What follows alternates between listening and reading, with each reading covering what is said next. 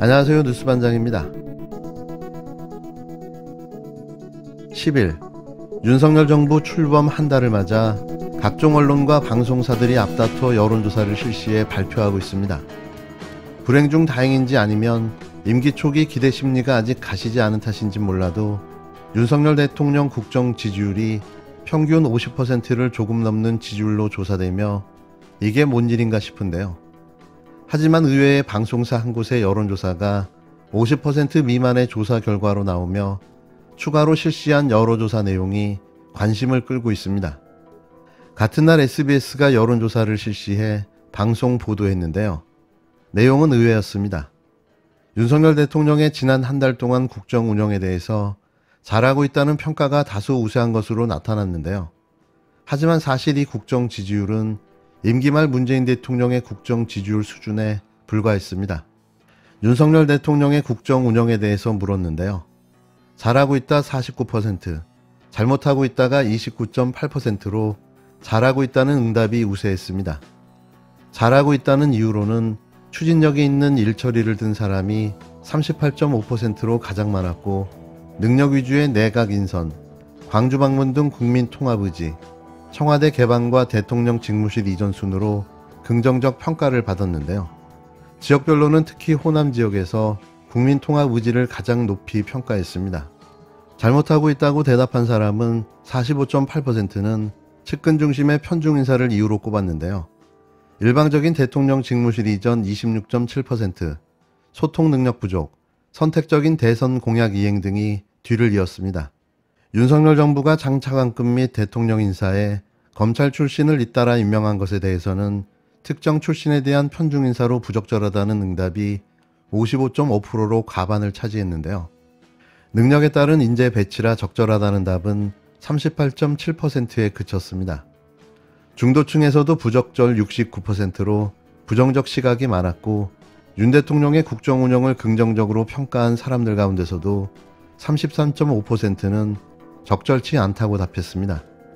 청와대 개방과 대통령 직무실 이전에 대한 평가는 잘했다 47.4%, 잘못했다 46%로 비슷했는데요. 국정 수행에 대해 모름과 무응답은 21.1%나 나왔는데 30대에서는 25.6%, 20대 이하에서는 37.3%로 상대적으로 높았습니다. 남은 임기 동안 윤 대통령의 직무 수행에 대한 질문에는 잘할 것이다 58.8%, 잘못할 것이다 32.7%로 긍정적 기대치가 더 높았습니다. 이 항목의 질문은 좀 많이 웃겼는데요. 임기가 아직 많이 남았는데 당연히 잘할 것이라고 기대해줘야 맞는 거 아닙니까? 우리나라 국민들의 성향상 당연한 결과인 거죠. 이런 항목을 여론조사에 넣는 것도 웃긴 일인 겁니다. 대통령 부인 김건희 씨에 대해서도 물었는데요. 그랬더니 공적 활동에 나서기보다 내조에 집중하는 편이 바람직하다는 답변이 많았습니다.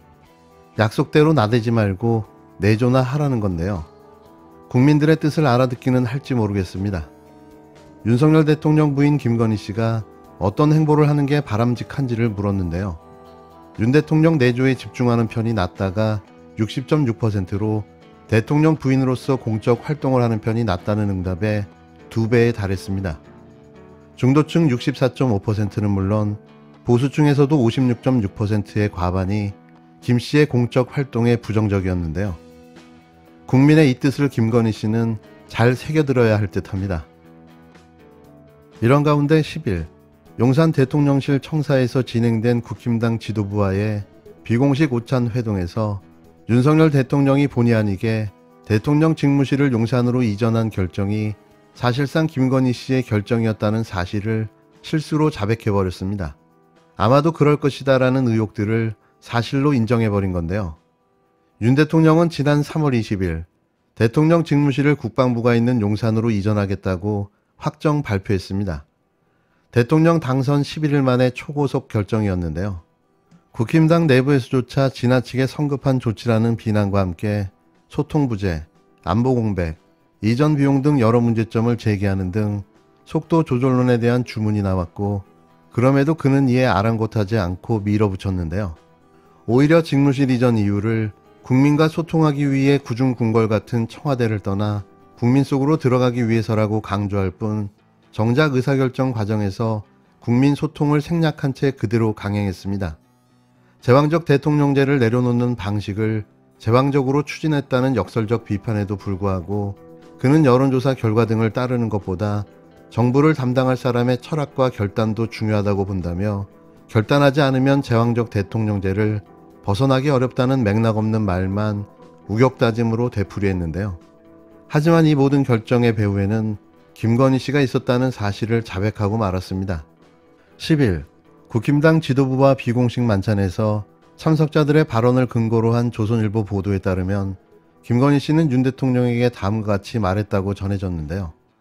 지난달 22일 청와대에서 열린 KBS 열린음악회 관람 후 청와대를 둘러본 뒤 김 씨가 윤 대통령에게 건넨 말에 따르면 내가 미리 봤으면 우리도 청와대에 그대로 있자고 했을 것 같다.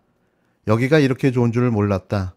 이렇게 좋은 데인 줄 알았다면 만약 여기 와서 잠시라도 살았다면 청와대를 나가기가 굉장히 어려웠겠다. 미리 보여줬으면 들어가서 안 나온다고 했을 것 같다. 라고 했다는 겁니다. 뒤늦게 이 말을 실토한 윤 대통령은 속으로 안 보여주길 잘했다고 생각했다고 말했다는 후문인데요. 이에 황교익 막컬럼니스트는 대통령실 이전 최종 결정권자는 김건희였다는 고백으로 해석할 수 있다며 대한민국 법은 대통령 배우자에게 그 어떤 권한도 부여하지 않았다. 이런 걸 국정농단이라고 하는 것이라고 꼬집었습니다.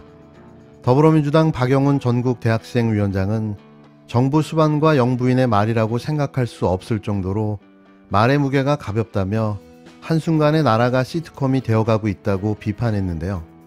용산 직무실 이전 미스테리는 결국 김건희 씨의 비과학적 결단에서 비롯됐을 가능성이 농후하다는 해석에 신빙성을 더해주는 일종의 윤 대통령의 천기 누설이라는 반응이 나오고 있습니다.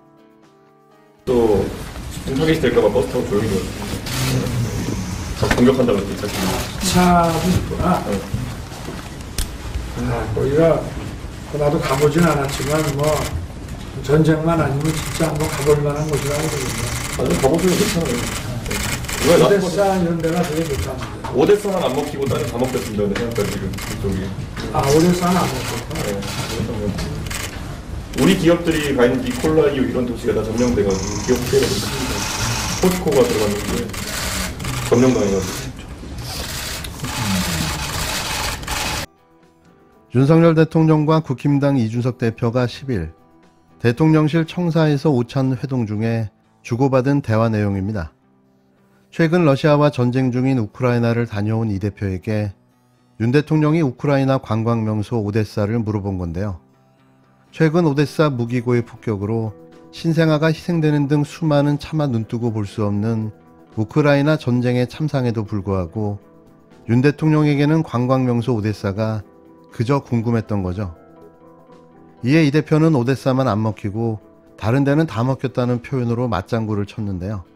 전쟁을 마치 게임에 주로 사용하는 먹히다라는 저렴한 단어로 비유한 겁니다. 역시 게임 정치를 즐기는 버릇하신지 고민의 여지도 없이 입으로 그대로 튀어나왔는데요. 이게 대한민국 대통령과 정부 여당 대표의 저렴한 수준인 거죠. 이들에게 품격, 국격이란 말은 존재하지 않습니다. 아무것도 기대되지 않는 무식한 정부, 딱 여기까지입니다.